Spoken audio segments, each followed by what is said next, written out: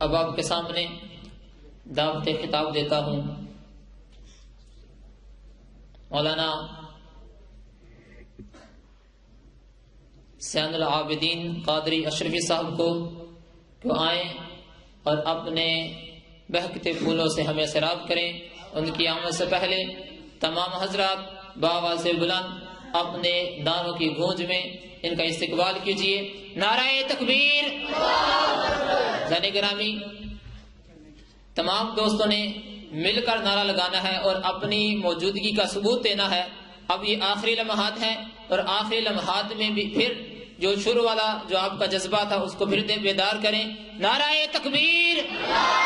نعرہ رسالت، نعرہ حیدری، فیضان رضا، فیضان رضا، الجامعۃ الاشرفیہ، قسم قادریہ شرفیہ۔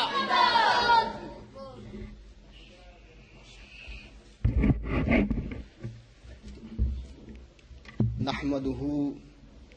ونصلي ونسلم على شاهد الكريم اما بعد فاعوذ بالله من الشيطان الرجيم بسم الله الرحمن الرحيم الذين آمنوا وكانوا يتقون صدق الله مولانا العظيم وصدق رسوله النبي الكريم ونحن على ذلك لمن الشاهدين والشاكرين والحمد لله رب العالمين۔ ان الله وملائكته يصلون على النبي يا ايها الذين آمنوا صلوا عليه وسلموا تسليما۔ اللهم صل على سيدنا ومولانا محمد وعلى آل سيدنا ومولانا محمد النبي الأمي وعلى ولده السيد الشيخ عبد القادر الجيلي وبارك وسلم۔ گرامی قدر احباب، اللہ تعالیٰ کا کروڑہ شکر ہے جس نے ہم کو تمام مخلوقات میں سے افضل مخلوق انسان پیدا فرمایا اور تمام امتوں میں سے افضل امت محمد مصطفیٰ صلی اللہ تعالی علیہ وآلہ وسلم میں پیدا فرمایا۔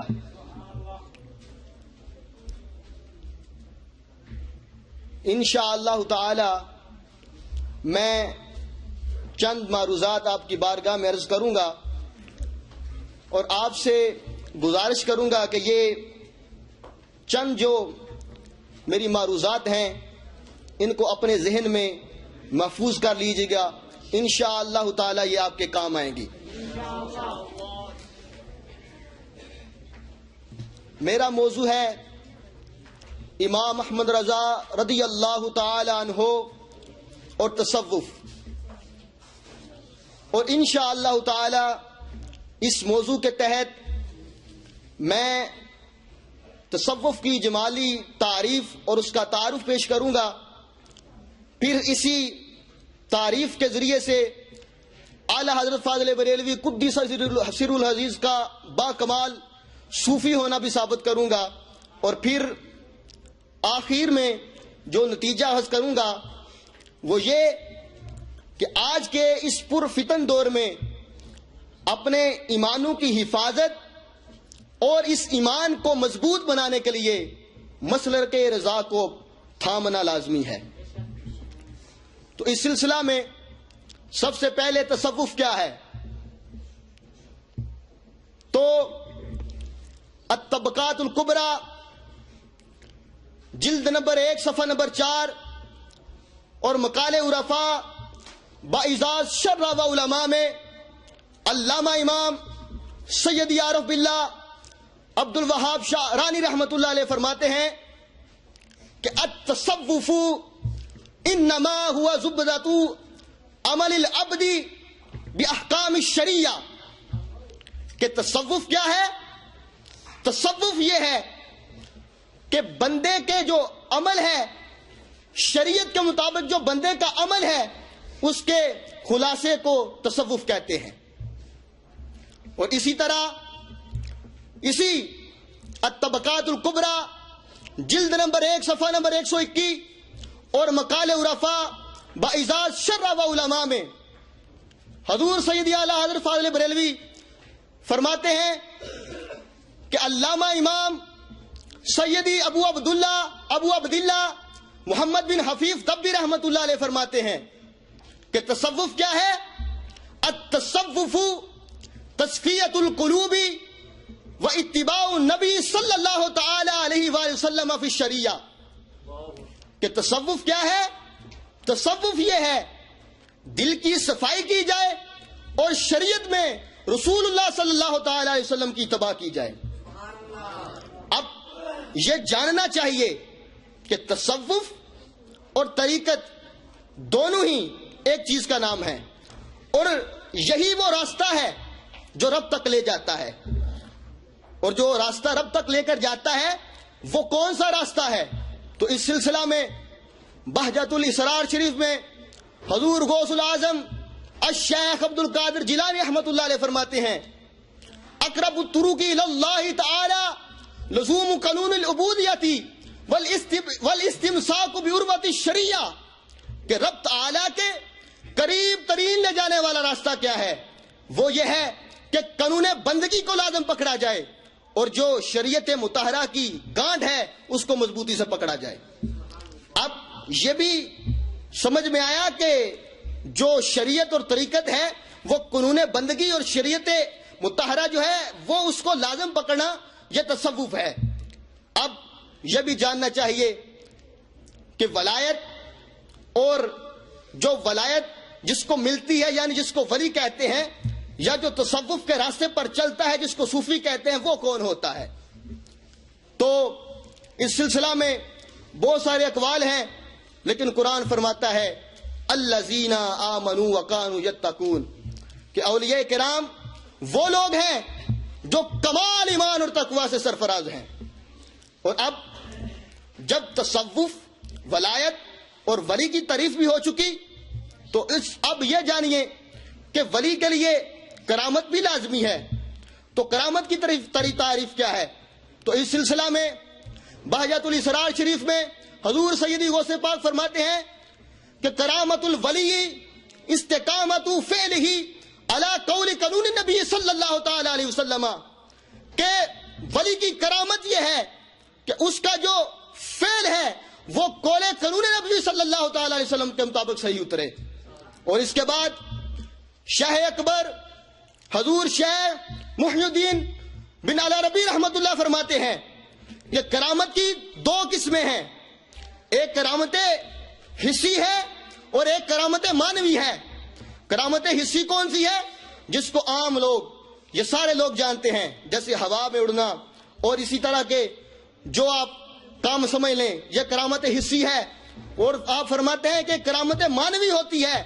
وہ کون سی کرامت ہے کہ جس کو صرف خاص لوگ پہچانتے ہیں. اور وہ کیا ہے؟ ان کی بات کا خلاصہ یہ ہے کہ وہ صرف اور صرف شریعت مطہرہ کی پابندی کرنا ہے. اور مزید یہ فرماتے ہیں کہ جو پہلی قسم کی کرامت ہے یعنی کہ کرامت حسی ہے، اس میں تو شعبہ کوئی دکھا سکتا ہے، لیکن جو کرامت معنوی ہے اس میں شعبے کا احتمال نہیں ہو سکتا. تو یہاں تک علماء باطن کے ارشادات کی روشنی میں آپ نے جانا تصوف کیا ہے، ولایت کیا ہے، کرامت کیا ہے، اور جو اولیاء کا طریقہ ہے وہ کیا ہے. اب انہی ارشادات کی روشنی میں آئیے اعلیٰ حضرت فاضل بریلوی رضی اللہ تعالیٰ عنہ کا جمالی طور پر با کمال صوفی ہونا، صاحب شریعت و طریقت ہونا جو ہے وہ ہم ثابت کرتے ہیں. اگر حضور سیدی اعلیٰ حضرت فاضل بریلوی قدس سر العزیز کی زندگی پر ایک طائرانہ نظر ڈالی جائے تو یہ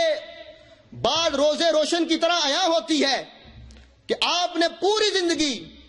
شریعت مطہرہ پر سختی سے عمل کیا، اور یہی وجہ تھی کہ آپ کا دل اس قدر پاکیزہ، مزکہ اور مصفہ ہو چکا تھا کہ نور معرفت کی تبلدگی جو ہے وہ اوائل ہی میں نظر آنے لگی تھی. 1294 ہجری میں محب رسول مولانا عبد القادر بدایونی رحمت اللہ علیہ کے ایما پر اعلیٰ حضرت فاضل بریلوی اپنے والد گرامی حضور عمدۃ المحققین مولانا نقی علی خان رحمت اللہ علیہ کے ہمراہ حضور شاہ علیہ رسول ماریروی رضی اللہ تعالیٰ عنہ کی بارگاہ میں حاضر ہوتے ہیں. تو کیا ہوتا ہے کہ شاہ آل رسول ماریروی رحمۃ اللہ علیہ بیعت بھی کرتے ہیں اور ساتھ خلافت سے بھی نوازتے ہیں۔ حاتم الاکابر حضور سیدنا شاہ ابو الحسین نوری رحمۃ اللہ پوچھتے ہیں کہ حضور آپ کے بارگاہ میں تو خلافت جو ہے وہ بڑی ریاضت اور مشقت کے بعد عطا کی جاتی ہے، یہ عجیب معاملہ ہے، یہ اپنے خلافت جو ہے وہ بالفور عطا کر دی؟ تو شاہ صاحب فرماتے ہیں کہ ہمارے ہاں جو لوگ پہلے آتے ہیں ان کا دل میلا کچالا اور زنگ آلود ہوتا ہے کہ ان کو ریاضت اور عبادت کرائی جاتی ہے تاکہ ان کا جو دل ہے ان کے دل سے میل کچیل اتر جائے، لیکن یہ تو جب تشریف لائے، جب یہاں آئے تو ان کا دل تو پہلے ہی مزکا اور مصفا تھا، بس جو ہے وہ نسبت کی ضرورت تھی وہ بیعت کے ساتھ ہی پوری ہو گئی اور ہم نے ان کو خلافت دے دی۔ اور مزید فرمایا کہ میں اکثر سوچتا تھا کہ کل جب قیامت کے دن احکم الحاکمین پوچھے گا اے آل رسول میرے لیے کیا لایا، تو آج میری وہ فکر ختم ہو گئی۔ کل جب احکم الحاکمین مجھ سے پوچھے گا کہ آل رسول کیا لایا تو میں احمد رضا کو پیش کر دوں گا۔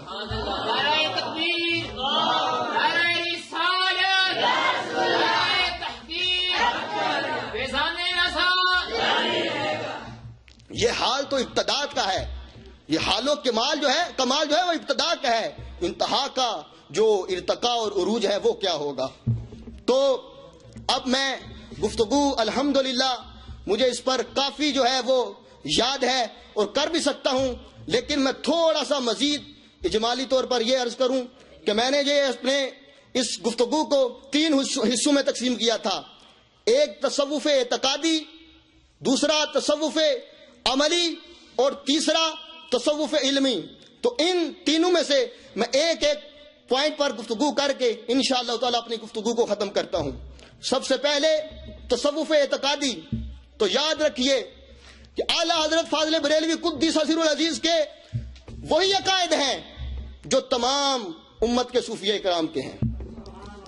وہ عقیدہ حاضر و ناظر کا ہو، علم غیب کا ہو، وحدت الوجود کا ہو، وہ عقیدہ کلام الہی یا صفات الہیہ کا ہو، وہ عقیدہ مقام مصطفیٰ کا ہو، یا کوئی بھی عقیدہ اسلامی ہو، وہ اعلیٰ حضرت کا وہی عقیدہ ہے جو امت کے صوفیہ کرام کا عقیدہ ہے۔ چنانچہ آپ اپنی کتاب خالص الاعتقاد میں فرماتے ہیں کہ مجھ احمد رضا کا سلسلہ اعتقاد امت کے ائمہ سے، اولیاء کرام سے اور امت کے علماء سے ہوتا ہوا یہ صحابہ کرام تک پہنچتا ہے، پھر صحابہ کرام سے یہ عقیدہ رسول اللہ تک پہنچتا ہے اور رسول اللہ سے یہ رب العالمین تک پہنچتا ہے۔ دوسرے لفظوں میں یہ کہہ لیجئے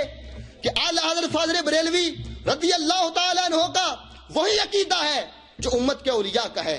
اعلیٰ حضرت کا وہی عقیدہ ہے جو امت کے صوفیاء کا ہے، اعلیٰ حضرت کا وہی عقیدہ ہے جو صحابہ کرام کا ہے اور صحابہ کرام نے رسول اللہ صلی اللہ علیہ وسلم سے پڑھا ہے۔ اور دوسرا ہے تصوف عملی، تو اس میں جو تصوف اعتقادی تھا اس میں ایک ایک پوائنٹ یہ چاہتا ہے کہ اس پر ایک کثیر گفتگو کی جائے، اور میں بڑے ہی جو ہے وہ اختصار کے ساتھ میں گفتگو کو پیش کر رہا ہوں۔ دوسرا ہے تصوف عملی، تو اس سلسلہ میں میں اعلیٰ حضرت فاضل بریلوی رضی اللہ تعالیٰ عنہ کے عشق رسول پر چند پوائنٹ عرض کروں گا۔ اعلیٰ حضرت فاضل بریلوی قدس سر العزیز اپنی کتاب زبدۃ الزکیہ میں فرماتے ہیں کہ صحابہ کرام رضوان اللہ تعالی علیہم اجمعین کا جو دل نورانی اور مزکا اور مصفا ہے، اور وہ عرفانی دل حضور کی محبت اور عظمت سے اس طرح سرشار تھے کہ جانور کو جب حضور کو سجدہ کرتے دیکھا تو ان سے رہا نہ گیا، وہ کہنے لگے کہ حضور جانور تو سجدہ کریں اور ہمیں اجازت نہ ہو، تو حضور نے فرمایا نہیں نہیں، میری شریعت میں جو سجدہ تعظیمی ہے وہ کسی کو جائز نہیں، اگر ہاں جائز ہوتا تو میں بیوی کو حکم دیتا کہ وہ شوہر کو سجدہ کرے۔ تو یہی کفیت و حالت جو صحابہ کرام کی تھی، وہی جو کفیت جب اعلیٰ حضرت پر طاری ہوتی ہے تو شریعت اور طریقت کا پاس رکھتے ہوئے آپ فرماتے ہیں، کیا فرماتے ہیں؟ فرماتے ہیں کہ پیش نظر وہ نو بہار، سجدے کو دل ہے بے قرار، روکیے سر کو روکیے، ہاں یہی امتحان ہے۔ پھر فرماتے ہیں مزید شوق بڑھتا ہے، نہ ہو آقا کو سجدہ، نہ ہو آقا کو سجدہ، آدم و یوسف کو سجدہ ہو، مگر صدے ذرائع داب ہے اپنی شریعت کا۔ اور جب پھر مزید دل کا شوق بڑھتا ہے تو فرماتے ہیں اے شوق کے دل، یہ سجدہ اگر ان کو روا نہیں، اچھا وہ سجدہ کیجئے کہ سر کو خبر نہ ہو۔ یہ اعلیٰ حضرت فاضل بریلوی رضی اللہ تعالیٰ عنہ کا عشق رسول ہے، اور اس میں کثیر مثالیں پیش کی جا سکتی ہیں جتنی بھی کم ہیں۔ اور تیسرا پوائنٹ ہے میرا تصوف عملی علمی کا، تو اس سلسلہ میں یہ یاد رکھیے کہ اعلیٰ حضرت نے جتنے بھی کام کیے وہ سارے کے سارے آپ نے جو ہے وہ بدعات کو ختم کیا ہے، آپ نے بدعات کو پھیلایا نہیں ہے۔ آج جو ہم پر الزام لگایا جاتا ہے کہ آپ کہتے ہو کہ آپ جاتے ہو، آپ اجازت دیتے ہو، اور اعلیٰ حضرت کے ساتھ منسوب کیا جاتا ہے کہ یہ ڈول، یہ بنگ، یہ چرس، یہ ناچ نوچ جو جتنی بھی بدعات اور خرافات مزارات پر ہوتی ہیں وہ اعلیٰ حضرت نے اجازت دی ہے، تو ہم یہ کہیں گے یہ سراسر غلط ہے۔ اور اعلیٰ حضرت رحمت اللہ علیہ کے علمی فیضان سے میں آج یہ عرض کرنا چاہتا ہوں اور یہ پیغام پوری دنیا کے ان نامور محققین اور علماء تک پہنچانا چاہتا ہوں کہ سنو کہ آج اگر تم اپنے ایمانوں کو محفوظ بنانا چاہتے ہو تو اعلیٰ حضرت فاضل بریلوی قدس سر العزیز کے دامن کو تھام دو۔ ایک بات سنیے اس سلسلہ میں کہ محدث صورتی مولانا وسیع احمد رحمت اللہ علیہ اتنے بڑے محدث تھے کہ ان کے بارے میں کہا جاتا ہے کہ اگر کوئی ان سے کہتا کہ بخاری شریف جس طرح شبینہ قرآن میں سنائی جاتی ہے آپ سنائیں تو وہ سنانا شروع کر دیں، اور پوری بخاری شریف پڑھ لیتے۔ اور ان کے استاد مولانا اسحاق رحمت اللہ علیہ جن نے بخاری شریف پر حاشیہ لکھا وہ ان کے استاد ہیں، اور ان کے جو مرشد ہیں وہ مولانا فضل الرحمان گنج مراد آبادی رحمت اللہ علیہ ہیں، اپنے وقت کے بہت بڑے ولی کامل ہیں۔ جب ان سے اب دیکھیے کہ سائل کون ہے اور جن سے سوال کیا جاتا ہے وہ کون ہے، اور جو سائل کرنے والے کا مقام اور جس سے سوال ہوا اس کا مقام اور جس کے بارے میں جواب دیا جاتا ہے پھر اس کا مقام آپ تعین کیجئے گا کہ سائل حضور محدث اعظم ہند مولانا محمد اشرف کچھوچی رحمت اللہ علیہ ہیں۔ فرماتے ہیں محدث صورتی جو ان کے بھی استاد ہیں کہ حضور آپ جو ہیں وہ تو شاگرد ہیں مولانا اسحاق صاحب کے، اور آپ مرید ہیں مولانا فضل الرحمان گنج مراد آبادی صاحب کے، لیکن میں جب آپ کو دیکھتا ہوں تو اعلیٰ حضرت کے دامن سے لپکتا دیکھتا ہوں، کیا وجہ ہے؟ تو محدث صورتی فرماتے ہیں صاحبزادے شہزادے یاد رکھو کہ میں اعلیٰ حضرت کے دامن سے کیوں لپکا رہتا ہوں۔ میرے پاس سب سے بڑی دولت وہ نہیں جو میرا علم ہے، میرے پاس سب سے بڑی دولت وہ نہیں جو میں مرید ہوں مولانا فضل الرحمان گنج مراد آبادی کا، بلکہ میرے پاس سب سے بڑی دولت میرا ایمان ہے جو نجات کا مدار ہے، اور وہ ایمان مجھے صرف اور صرف امام احمد رضا نے دیا ہے، اور میرے دل میں مدینہ کی صحیح عظمت کو امام احمد رضا نے قائم کیا ہے۔ تو جب بھی اسی لیے میں اعلیٰ حضرت کا ذکر کرتا ہوں میری روح کو بالیدگی ملتی ہے، اور ان کے میں ایک ایک لفظ کو اپنے لیے مشعل راہ سمجھتا ہوں۔ جب محدث کچھوچی رحمت اللہ علیہ نے یہ انداز دیکھا تو آپ کہنے لگے کہ کسی نے صحیح کہا تھا ولی را ولی می شناسد عالم را عالم میں داند۔ اور پھر یہ آج پیغام میں دینا چاہتا ہوں کہ شب برات کے موقع پر الحمدللہ اسلامک محفل .info کے ذریعے ہم نے اس جو صدی کے مجدد بنے بیٹھے ہیں ان کو پیغام دیا تھا کہ حضور آپ اگر چاہتے ہیں کہ امت میں تفرقہ و انتشار ختم ہو جائے تو آپ یہ کیجئے کہ ایک معیار سید اعلیٰ حضرت کو مقرر کرتے ہیں، تو اعلیٰ حضرت کے جو بیان کردہ اعتقاد ہیں اس پر سارے اکٹھے ہو جاتے ہیں، اور یہ کام ہم آپ کو آگے لگاتے ہیں کہ آپ آگے لگ کر کریں، اور اعلیٰ حضرت کا جو معیار ہے جو اعلیٰ حضرت نے اعتقاد بیان کی ہیں اس پر اکٹھا ہو جاتے ہیں۔ تو آج اپنے امام کے دن کے موقع پر، یوم کے موقع پر میں پھر ان سے یہ عرض کرتا ہوں کہ حضور اگر آپ چاہتے ہیں کہ اہل سنت سے انتشار ختم ہو، اگر آپ اس امت کو ایک کرنا چاہتے ہیں تو اٹھیے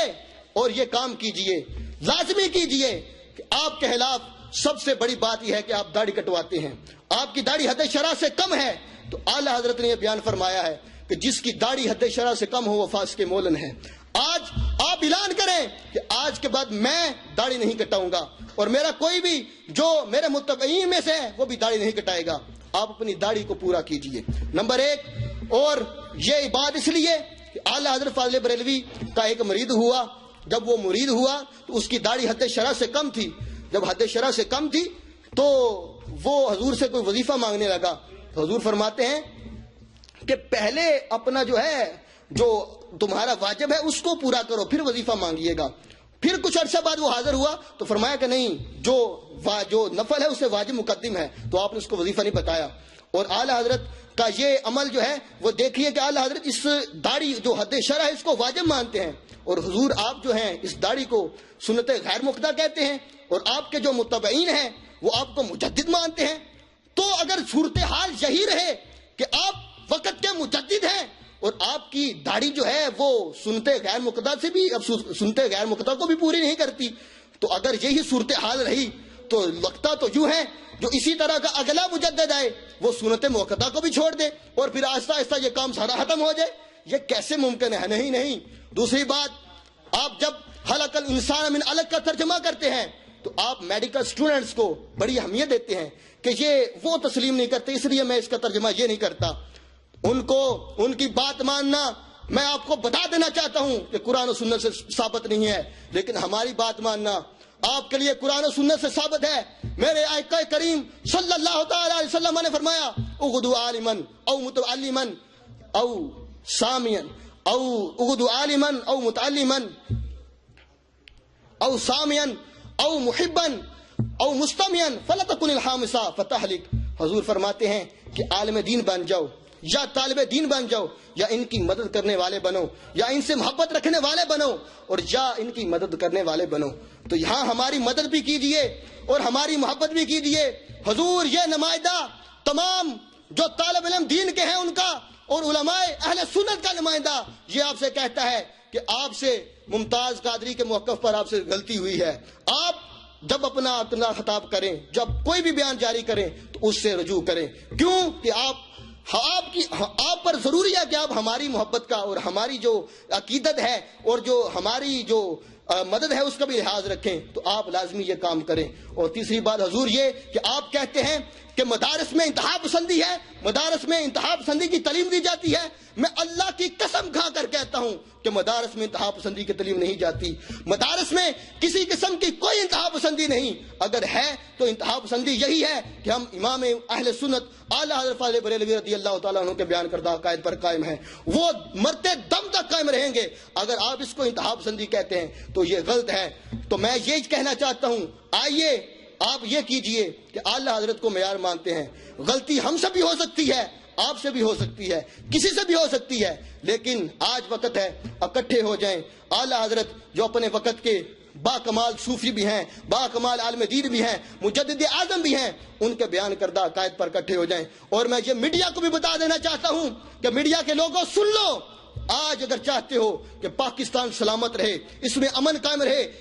اس میں جو اسلام ہے وہ رائج ہو جائے، تو اپنے جو تمہارے نظریات ہیں ان کو بھی اسلام کے مطابق کرو۔ اور اگر چاہتے ہو کہ پاکستان میں امن ہو، سلامتی ہو اور پاکستان ترقی کرے، تو میں اللہ کی قسم اٹھا کر کہتا ہوں کہ تم اپنے ٹی وی چینل پر اعلیٰ حضرت فاضل بریلوی کی تعلیمات کو عام کرو، ان علماء کی محبت لوگوں کو سکھاؤ۔ انشاءاللہ تعالی تمہارے ملک میں امن بھی قائم ہوگا، اسلام بھی آئے گا، اور انشاءاللہ تعالی ترقی بھی ہوگی۔